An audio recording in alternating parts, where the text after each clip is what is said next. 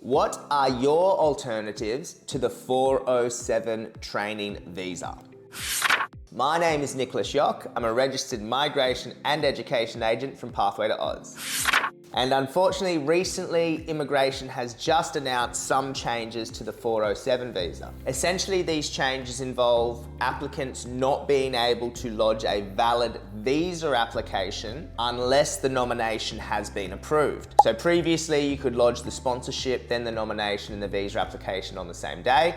Now the nomination has to be approved before you can lodge the visa. Why this is important is it can take several months for this nomination to be approved. If your visa is expiring, you might need to look at alternative options to keep you in Australia. We don't know exactly what's going to happen with the processing times. I imagine after this change, not many people will be applying for training visas. So if the department stays the same size processing them, then it could speed up, but who knows.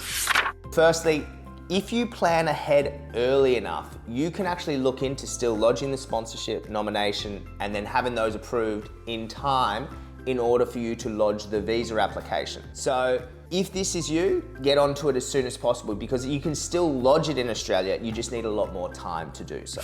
The next one is probably just looking at an employer-sponsored visa. Employer-sponsored visas are still options. You don't need to have the nomination approved before you can lodge the visa. Please note, in order to apply for an employer-sponsored visa, you must have the equivalent of 12 months of full-time work or around 2,000 hours if you're on a casual or contractor basis. Your employer must also be willing to offer you a salary of at least $76,515 on a full-time basis as of right now. This will increase after the 1st of July.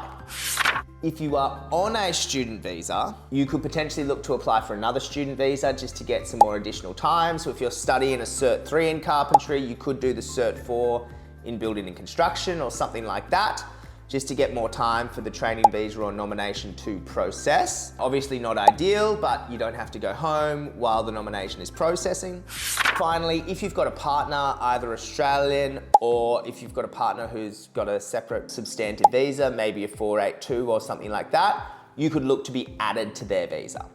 I hope you found this information helpful. If you do have any questions, feel free to contact Pathway to Oz.